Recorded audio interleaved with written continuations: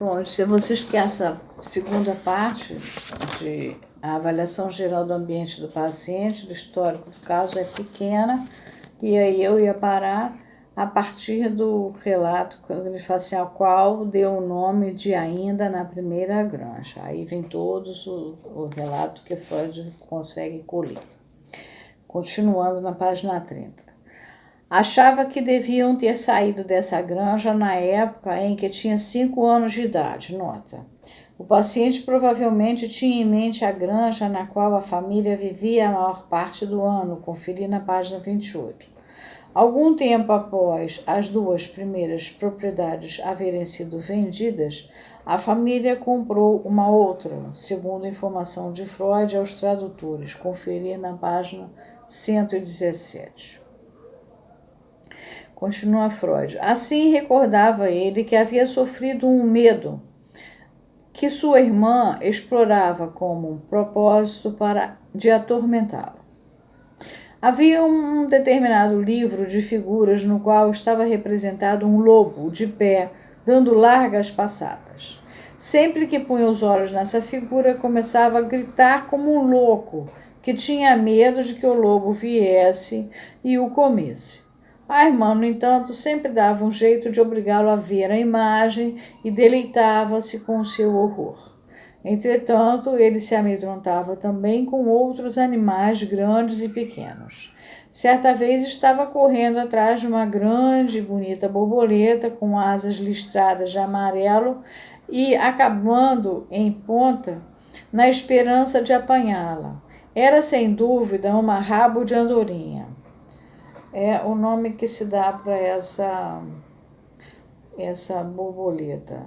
Aqui no início da sessão 8 adiante, as edições anteriores de 1900 diziam almirante,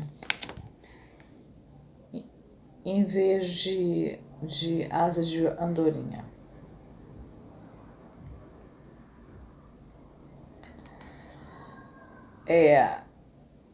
De repente, foi tomado de um terrível medo da criatura e, aos gritos, desistiu da caçada. Também sentia medo e repugnância dos besouros e das lagartas. Ainda assim, conseguiu lembrar-se de que, nessa mesma época, costumava atormentar os besouros e cortar as lagartas em pedaços. Também os cavalos despertavam nele um estranho sentimento. Se alguém batia num cavalo, ele começava a gritar, e certa vez foi obrigado a sair de um circo por causa disso.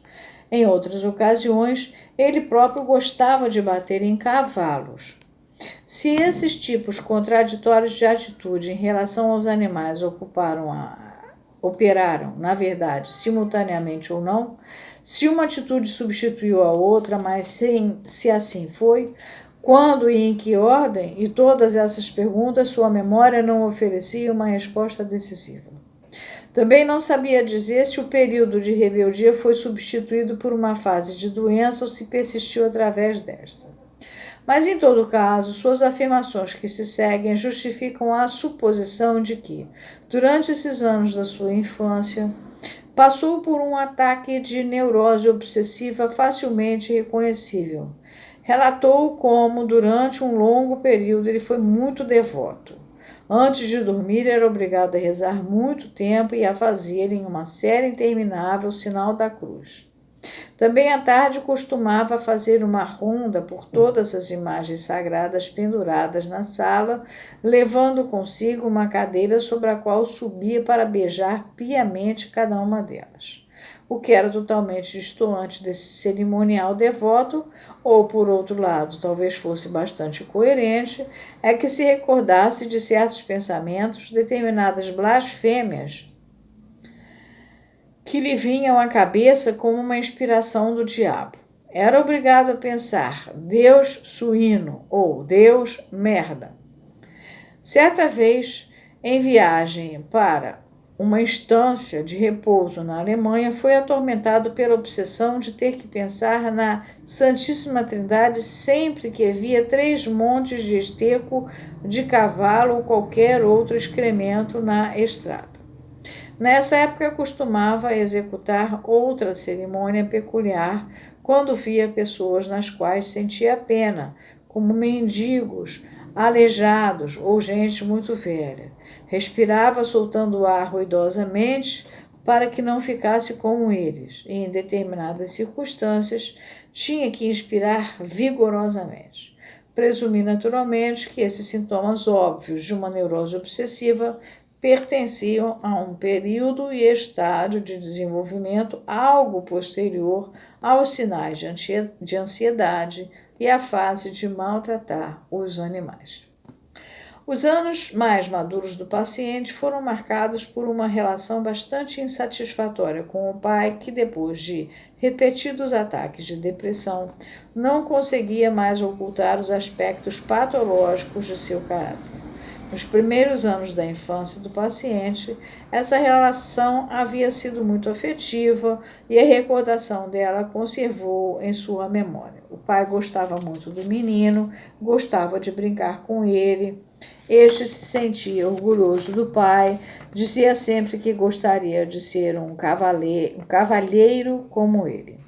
A babá disse-lhe que a irmã era a criança da sua mãe, mas ele era a do pai. E isso agradou-lhe bastante. Nos últimos anos da infância, no entanto, houve um estranhamento entre ele e o pai. Este mostrava uma inequívoca preferência pela irmã e por isso sentiu-se muito desprezado. Mais tarde, o medo ao pai tornou-se o fator dominante. Todos os fenômenos que o paciente associava com a fase da vida que começou com a sua desobediência desapareceram por volta dos 8 anos. Não desapareceram de uma vez e ocasionalmente reapareciam.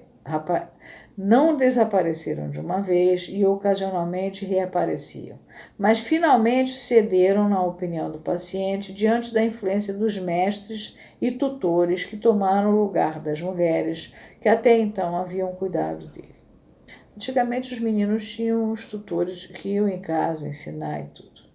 Aqui, pois, em seu mais breve esboço, meninos ricos, é o caso dele, estão os enigmas para os quais a psicanálise teria que achar uma solução.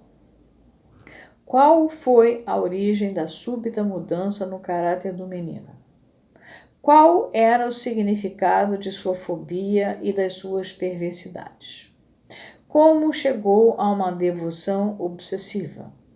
E como se interrelacionavam todos estes fenômenos. Lembrarei, uma vez mais, o fato de que o nosso trabalho terapêutico dizia respeito a uma doença neurótica subsequente e recente, e só se poderiam esclarecer esses problemas anteriores quando o curso da análise deixasse o presente por algum tempo e nos forçasse a fazer um detour, uma volta, pelo período pré-histórico da infância. Aqui Freud interrompe e acaba a segunda parte e vai depois para a terceira, que é a sedução e suas consequências imediatas. Então, paramos aqui.